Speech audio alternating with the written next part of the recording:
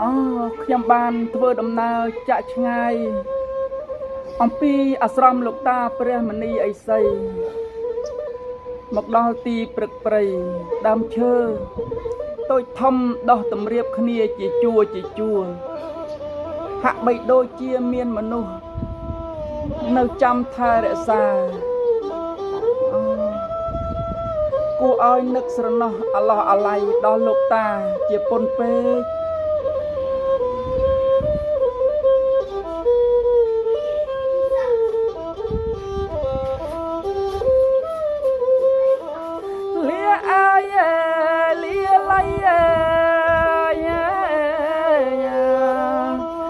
ប្រៃ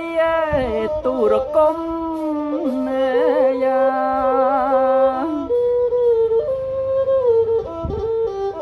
លាជ្រោះលាភ្នំ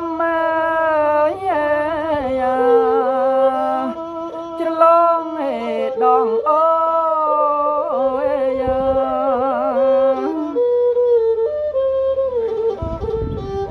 លាអើយលាលៃលាប្រៃទូរកុំយា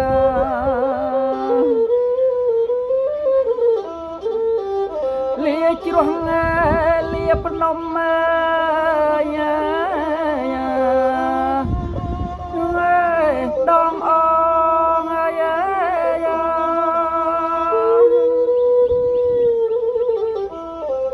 លាសពសំលេចយាសត្វតូចយំធ្ងយ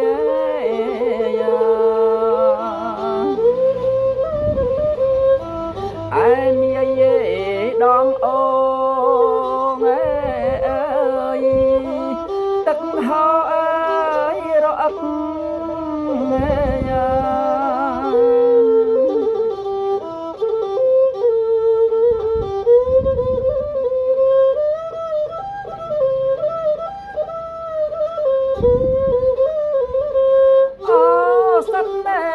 បាំងសៃ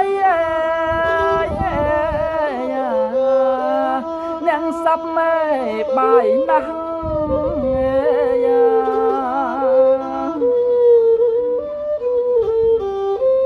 អ្នកធ្វើជាម្ចាស់នៃព្រៃព្រឹក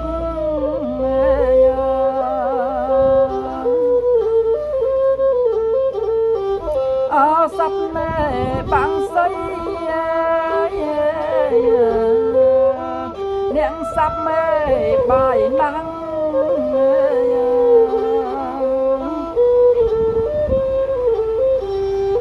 អ្នកគឺជាម្ចាស់ជាទាព្រៃព្រឹក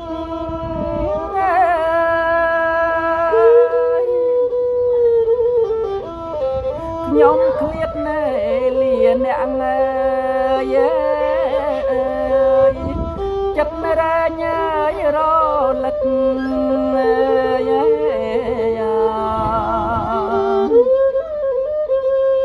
ឃ្លាតកាយចិត្តនឹកពុំមានផ្លេចឡើយ